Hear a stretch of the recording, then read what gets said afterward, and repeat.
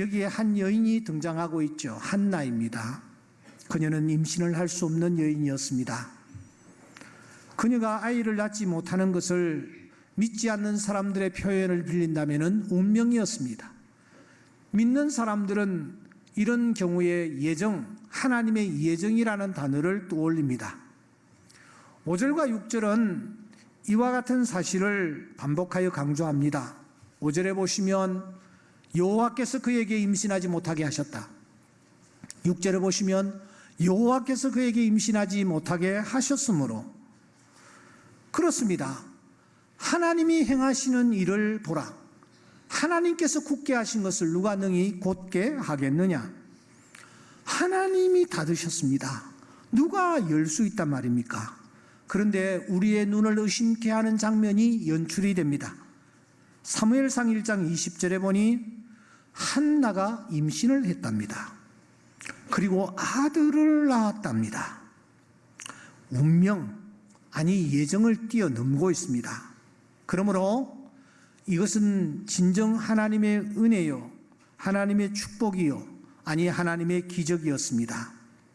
어떻게 이런 일이 일어날 수 있단 말입니까? 우리는 지난 시간에 관심을 가지고 19절을 주목한 바 있습니다. 하나님이 한나를 생각했다라는 것입니다.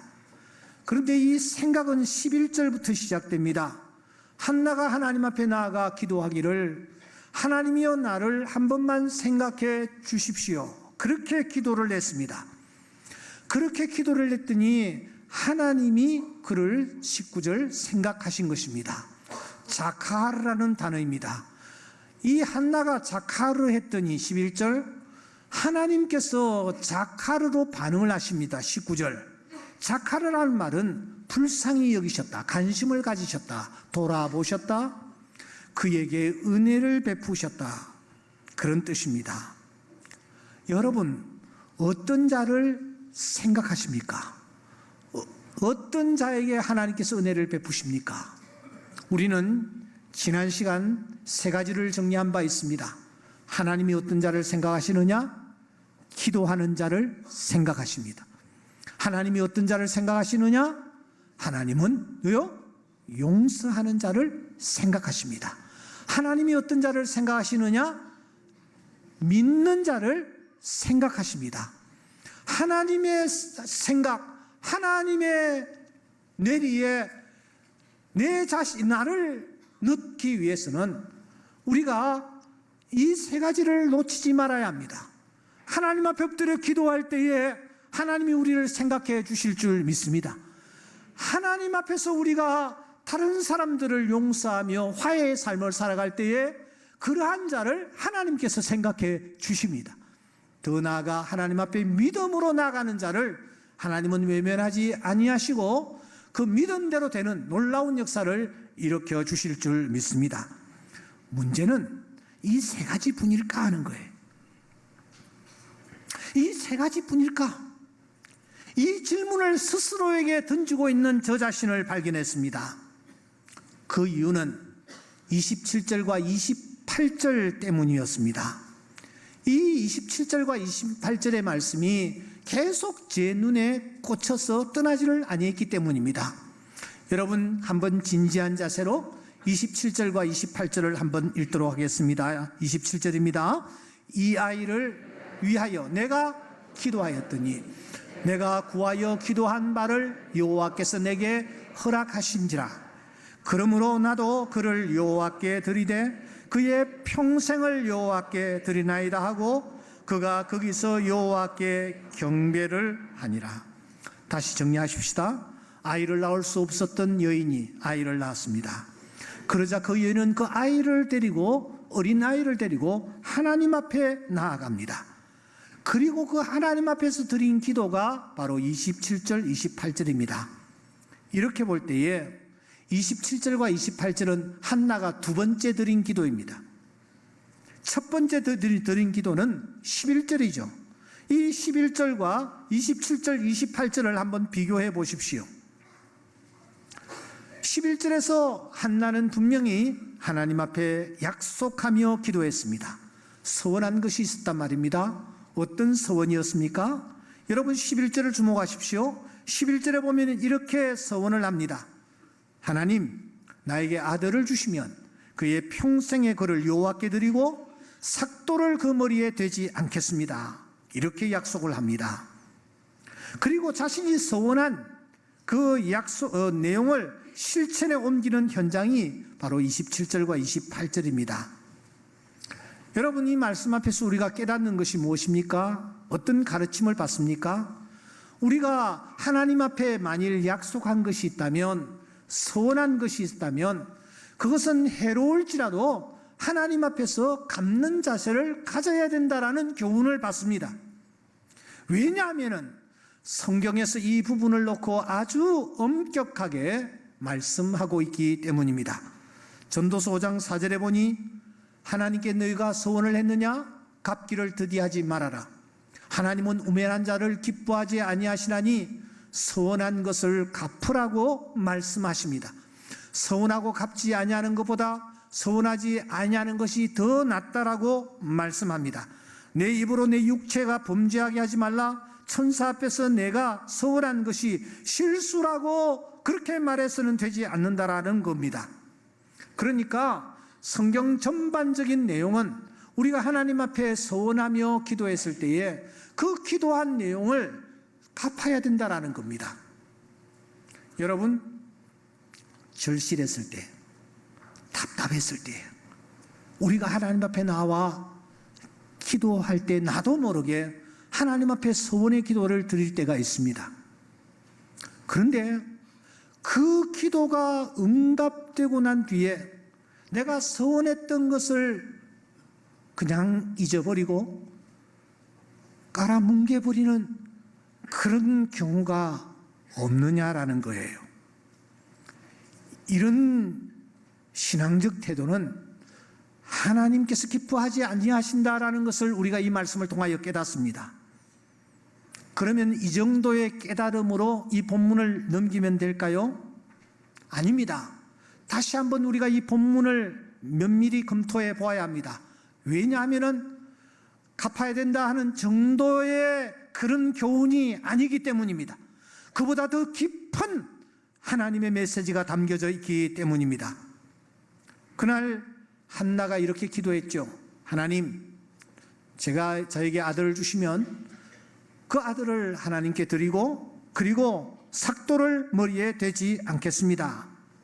이것이 한나의 약속이었습니다.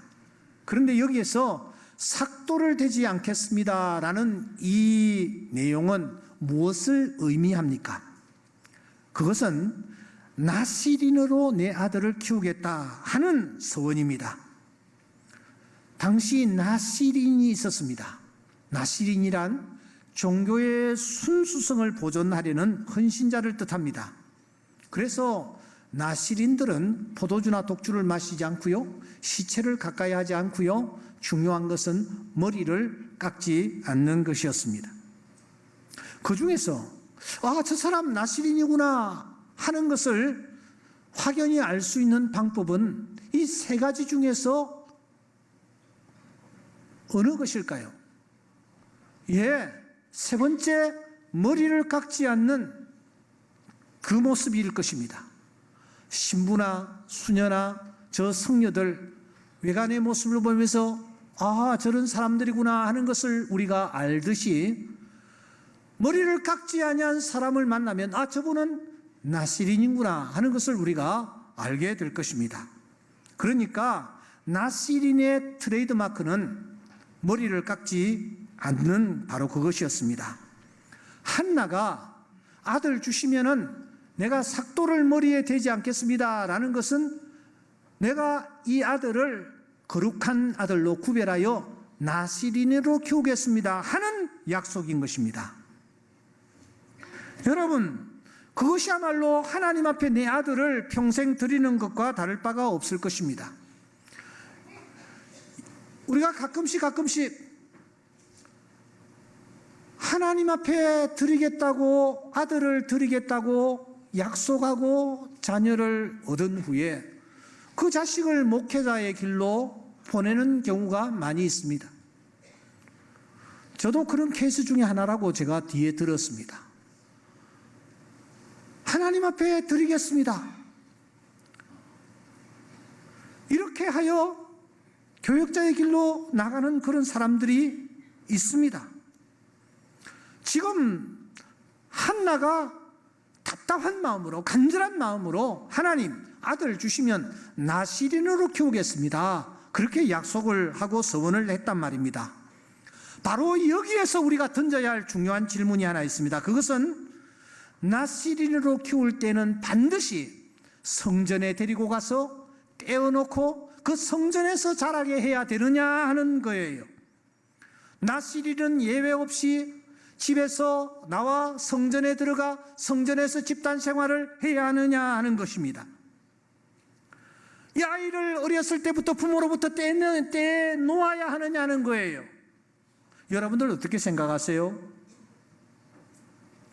사무엘과 동시대에 나시린으로 살았던 사람이 하나 있습니다. 잘 아시는 삼손입니다. 어느 날 하나님께서 삼손의 아버지 마노아에게 나타나셨습니다. 그리고 이렇게 말씀하셨습니다. 내가 임신하여 아들을 낳을 뜻인데 그의 머리 위에 삭도를 대지 말아라. 이 아이는 태에서 나옴으로부터 하나님께 바쳐진 나시린이 됨이라. 그러니까 삼손은 분명히 나실인으로 태어났고 나시린으로 그가 성장했습니다. 그런데 그가 어디에서 성장했습니까? 집입니까? 성전입니까? 그는 자기 집에서, 부모의 슬하에서 성장했습니다. 산으로 들로 뛰어다니며 활을 쏘면서 사냥도 했습니다. 그의 거처는 성전이 아니었습니다. 하지만 그는 나시린임에 틀림이 없었습니다. 한나 역시 하나님께 나시린으로 키우겠다고 약속하고 사무엘을 낳았습니다. 꼭 성전에서 키워야 했을까요? 여러분, 얼마나 예뻤을까요? 얼마나 기뻤을까요? 얼마나 사랑스러웠을까요? 하지만 흔들리는 그의 마음을 다잡는 말씀이 22절입니다. 22절에 보시면은 한나가 남편에게 이렇게 말을 합니다. 내가 그를 데리고 가서 거기에 영원히 있게 할 것입니다. 이것은 11절에서 한 발끔 더 나아가는 것입니다. 거기에 영원히 있게 하리라.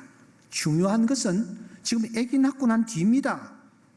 그 아이를 지금 키우면서 한나가 이런 얘기를 합니다.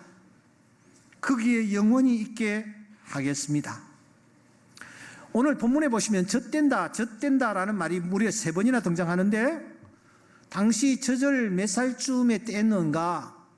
어떤 학자는 8살쯤 돼서 젖을 뗐다라는 얘기도 합니다만, 히브리 기록에 의하면 한 3살 전에 다 젖을 뗐다라는 거예요. 그러니까 여러분, 3살배기라고 봅시다. 3살배기. 말귀 겨우 알아듣고 자기 의사 조금 표현하는 데는 한참 먼, 하나부터 10까지 부모의 도움이 필요한 아이가 3살입니다. 똥 오줌도 제대로 가리지를 못합니다. 젓가락질도 제대로 하지 못하는 아이입니다. 그런데 여러분, 그 아이를 데리고 하나님의 집으로 나아갑니다. 그리고 드린 기도가 27절과 28절이란 말입니다. 그리고 그는 그 어린 것을 떼놓고 돌아섭니다. 그 어린 꼬마가, 아무것도 모르는, 영문도 모르는 그 꼬마가 지금 떨어집니다. 엄마가 그 손을 놓고 돌아섭니다. 이 아이가 엄마 엄마 하면서 울부짖었을 것입니다. 낯선 곳에 혼자 엄마가 아이를 두고 떠나기 때문입니다. 울음소리, 그 아이의 울음소리를 뒤로 하고 돌아서는 엄마의 심정이 오늘 우리에게 전달되어 와야 합니다. 혹시 여러분 어린아이를 어린이집 혹은 유치원에 아이를 맡기고 계십니까? 잘 적응하면 좋겠지만 그렇지 못할 때가 있습니다. 울고 있는 어린 것을 억지로 떼놓고 돌아섰을 때 여러분, 그 발걸음이 옮겨지던가요? 하루 종일 일을 하면서도 일이 손에 잡히시던가요? 아이의 울음소리가 계속 귓전을 두드리는 겁니다. 아장아장 걸면서 뒤쫓아오다가 넘어져 있는 그 아이, 손을 들고 엄마 엄마 부르고 있는 그 아이, 그 아이의 모습이 이 한나에게 눈에서 떠나지 않는 거예요. 아이를 떼어놓은 솔로몬 성전, 실로의 성전은 어떠했을까요? 솔로몬이 아직까지 성전을 세우지 아니한 때입니다. 천막으로 보면 틀림이 없을 것입니다. 그 열악한 환경에 어린 것을 떼놓고 떠나는 엄마, 그 엄마의 모습을 보십시오. 저 멀리 사라져가는 엄마를 향해 울부짖고 있는 어린 사무엘을 떠올려 보십시오. 사무엘상 6장에 보시면 베세메스 사람들이 젖나는 암소 2마리를 붙잡아서는 그 새끼들을 뒤에다 떼어놓고 법궤가 든 수레를 메고 올라가게 합니다. 그때의 그 암소들의 모습, 울면서 올라가고 있습니다. 한나는 지금 베세메스 암소, 바로 그 암소였습니다. 제때에 밥이라도 챙겨 먹을 것인가? 옷이라도 갈아입을 건가? 목욕은 누가 시켜줄까? 밤에, 캄캄한 밤에 잠을 잘 때에 도대체 이 아이가 어떻게 잘 것인가? 그러므로 여러분, 이 본문을 그냥 넘겨서는 되지 않습니다. 이런 한나를 통해서 우리가 본받아야 될 것이 있기 때문입니다. 우리는 3가지가 중요하다고 생각했습니다. 기도, 용서, 그리고 믿음입니다. 그런데 더 중요한 것이 있습니다. 그것이 무엇입니까? 그것은 바로 마음, 중심입니다. 무슨 말입니까? 그는 단순히 소원을 갚는 정도가 아닙니다. 그는 약속했던 것을 억지로라도 실천에 옮기는 정도가 아닙니다. 얼마든지 빠져나올 구멍이 있습니다. 자기의 행동을 합리화할 수 있는 여지가 있었다라는 거예요. 그런데 그는 그 모든 것을 묵살하고 실천에 옮기고 있습니다. 하나님을 어떤 하나님으로 보았기 때문입니까? 믿었기 때문입니까? 사무엘상 2장 3절에 보면은 한나는 하나님을 행동을 달아보시는 하나님으로 믿고 있습니다. 하나님, 나의 행동을 달아보신다. 여기에 반응이다도 하듯이 하나님은 이렇게 말씀하십니다. 내가 보는 것은 사람과 같지 아니하다. 사람은 외모를 보거니와 나 여호와는 중심을 보느니라.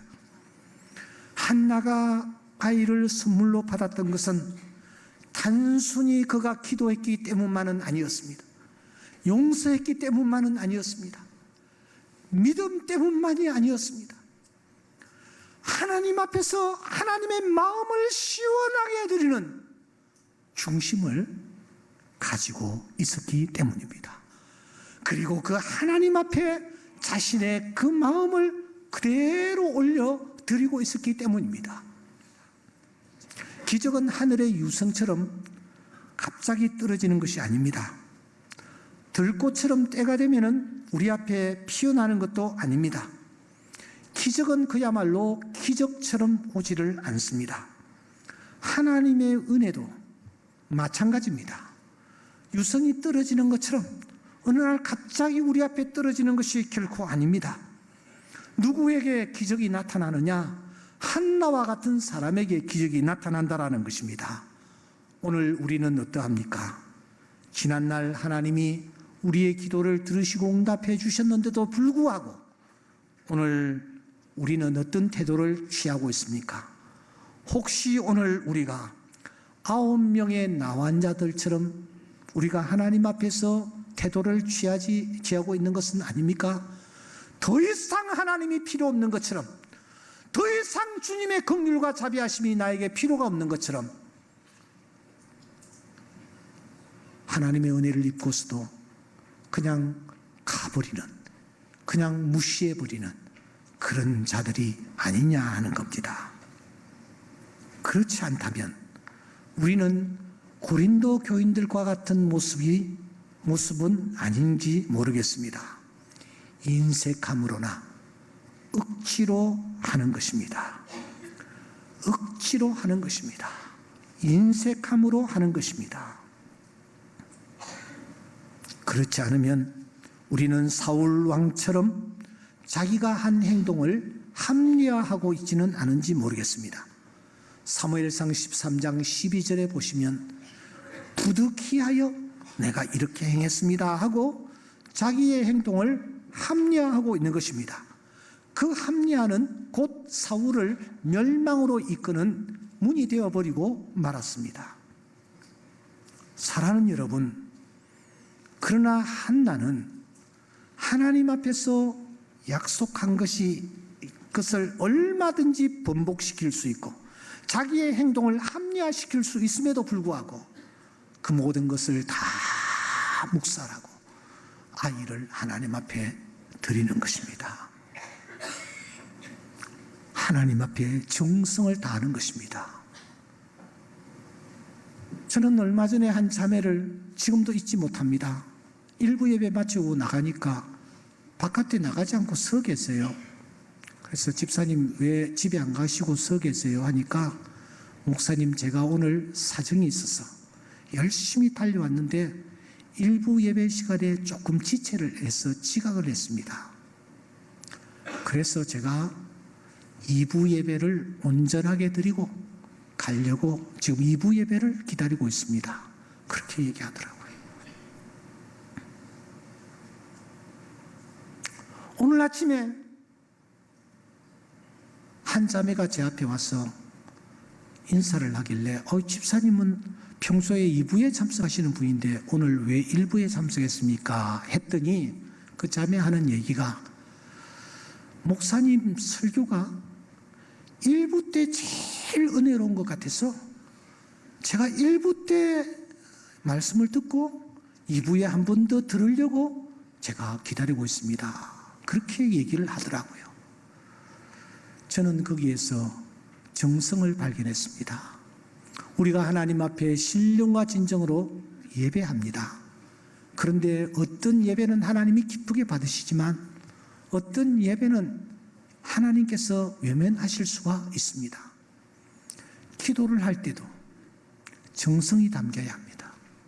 용서할 때도 정성이 담겨야 합니다. 믿음에도 정성이 담겨야 합니다. 정성이 담긴 한나를 하나님은 외면하지 아니하십니다. 여러분 2장 21절을 마무리하면서 보시겠습니다. 2장 21절에 보시면 우리 다 같이 읽겠습니다. 시작. 여호와께서 한나를 돌보시사 그로 하여금 임신하여 세 아들과 두 딸을 낳게 하셨고, 여기 돌보시사는 생각하시사 그 말입니다. 하나님이 계속 생각해 주시는 거예요. 생각해 주시니까 세 아들을 낳았습니다. 두 딸을 낳았습니다. 이것은 무엇을 의미합니까? 단순히 세 아들 두 딸이 아닙니다. 은혜와 기적이 계속해서 이어졌다라는 거예요.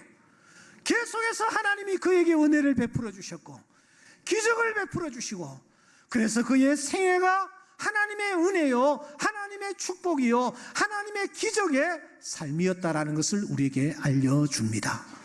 지나온 날들보다 남은 생에 하나님의 더 큰 은혜가 우리에게 필요합니다. 한나처럼 정성을 다하여 하나님께로 나아감으로 말미암아 이 하나님의 은혜와 기적을 체험하는 주의 귀한 자녀들이 다 될 수 있기를 주의 이름으로 축원합니다.